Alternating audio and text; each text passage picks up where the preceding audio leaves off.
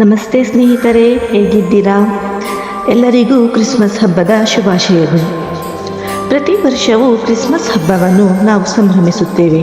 ಅದು ಸಂತೋಷ ಮತ್ತು ಉಡುಗೊರೆಯ ಸಮಯ. ನಾವು ಕ್ರಿಸ್ಮಸ್ ಉಡುಗೊರೆಗಳನ್ನು ನೀಡುತ್ತೇವೆ ಮತ್ತು ಸ್ವೀಕರಿಸುತ್ತೇವೆ.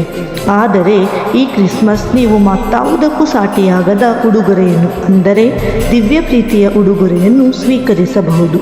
ದಿವ್ಯ ಪ್ರೀತಿಯನ್ನು ಅರ್ಥ ಮಾಡಿಕೊಳ್ಳಲು ಯೇಸು ಹೇಳಿದ ಮಾತುಗಳನ್ನು ನೆನಪಿಸಿಕೊಳ್ಳಿ. ದೇವರ ರಾಜ್ಯವು ನಿಮ್ಮೊಳಗೆ ಇದೆ. ಲೋಕ 17:21.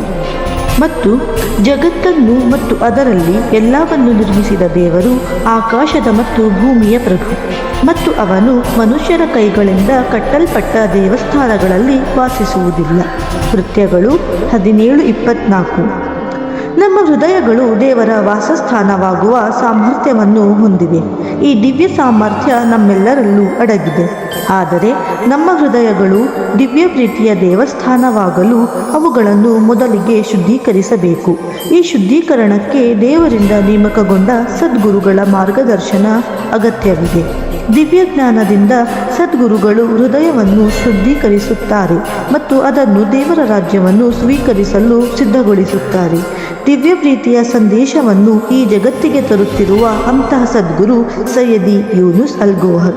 ಕಳೆದ 23 ವರ್ಷಗಳಿಂದ ಅವರು ಅಲ್ರಾ ಟಿವಿ ಯೂಟ್ಯೂಬ್ ವೇದಿಕೆಯ ಮೂಲಕ ಎಲ್ಲ ಜಾತಿ, ಧರ್ಮ, ಪಂಗಡ ಜನರಿಗೆ, ಮಾನವತೆಗೆ ಈ ಜ್ಞಾನವನ್ನು ಹಂಚುತ್ತಿದ್ದಾರೆ.